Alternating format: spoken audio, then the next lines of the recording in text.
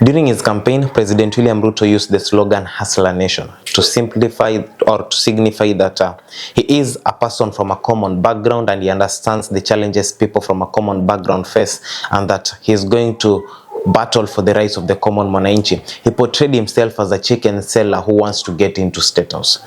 He pointed the likes of Akina Raila Odinga and Uhuru Kenyatta, who had merged to form the Azimio coalition, as dynasty families that have been in power since independence, and they have not done anything substantial for this country.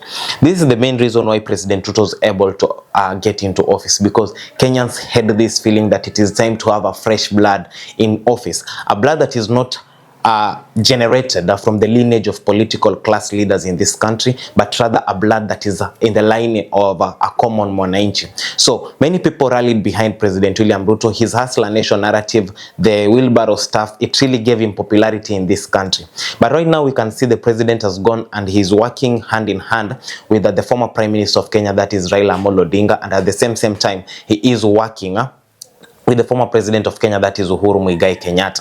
This is something they have called the broad-based government. As much as the broad-based government is something to unify the country and stop these wars and civic wars, demonstration and mandamano that affects our economy, I also feel that it is the main reason as to why the hustler narrative is no longer valid. Here are a number of reasons why I feel hustler narrative is no longer valid, because if the Mama Mboga and the Boda guy are not factored in the Kenyan government, but are having people from the political class factoring in the government, and also the low class people are no longer given space or audience in the government, because we have leaders like Junet Mohammed who are battling things to do with the public participation. Then this tells us that the hustler narrative is no longer alive, but it is dead. This is the political spotlight. My name is Mavali Derek, and I want to share with you the main reasons why I feel the hustler narrative is dead.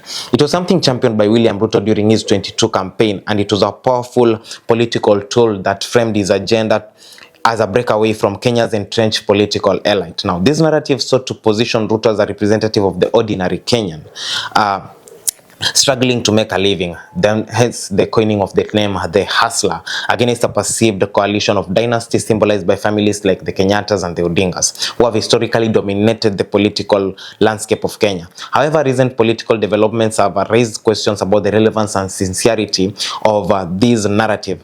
Here is today the in-depth analysis from I about William Ruto, Raila Odinga, and the broad-based government, and how it's going to kill the hustler narrative. Number one, transformation of political alliances. Now, the political landscape in Kenya has historically been characterized by fluid alliances driven by self-interest rather than ideological consistency. As I've always told you, in politics there are only two constants. There is the constant of interest, and then there is the constant of betrayal. President Ruto's recent reapproachment with former allies of Raila Odinga and Uhuru Kenyatta exemplifies this pattern, where he has taken allies of Uhuru Kenyatta and the allies of Raila Odinga to be members of his cabinet.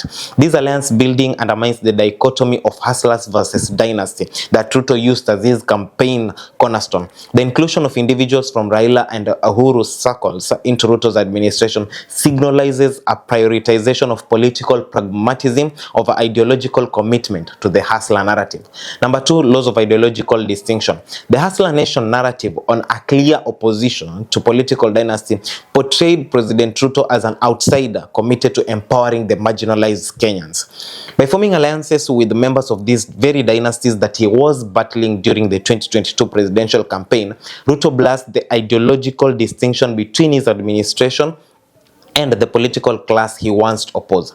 The integration of leaders associated with Raila and Uhuru into government role signifies a convergence of interests rather than a sustained commitment to disrupting the status quo that he was really battling, that he wants to get rid of things to do with the political dynasty that certain families in Kenya are the ones to rule this nation. Number three, the disillusionment among grassroots and supporters. The hustler narrative, with a significant segment of population, because it addressed socioeconomic grievances and promised inclusivity. However, the perceived betrayal of this narrative by aligning with the dynastic figures risks alienating Ruto's grassroots base, because Ruto portrayed himself, or Ruto identified himself so very much with the grassroots people, the Mama Mboga, the Mtu wa Boda Boda, the hustler, the person who has to battle to get a day-to-day meal to feed himself and the family. But the moment that the president went into bed, forming a broad-based broad-based government with the same class of leaders that he was trying to fight. Remember, he was able to do away with the Moi family, because right now, even in the Kalenjin community, the Moi family does not factor the same way it factored during the reign of President Moi. But right now, he has gone into bed, and if you can check, even in forming of the broad-based government, when he was reshuffling his cabinet, he took into office one of the Moi's family member, that is Lee Kinyanjui. And these developments create a credibility gap, as voters may feel the administration is perpetuating the very power structures it pledged to dismantle. People vote for William Ruto because he was going to dismantle the dynastic family lines. But right now, he has brought the dynastic family lines back into power. The fourth reason is political expediency over reform. Ruto's administration has justified these alliances as a means of fostering national unity and stability.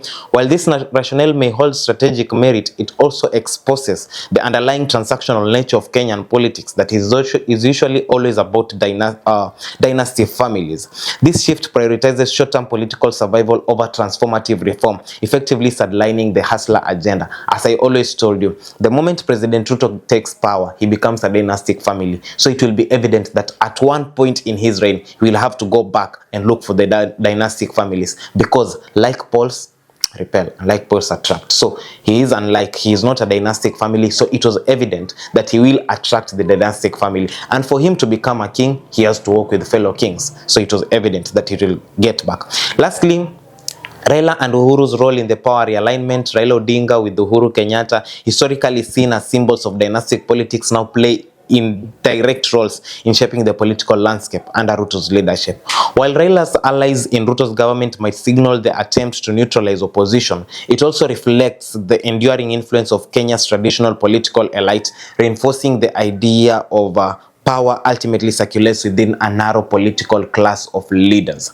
Now, with Raila Odinga, Uhuru Muigai Kenyatta, and William Ruto taking over to work together, it may be a symbol of unity for this nation. It may be a symbol to bring political stability, but it also functions that a normal mwananchi no longer factor in the realm of politics. You have to fight to earn that slot.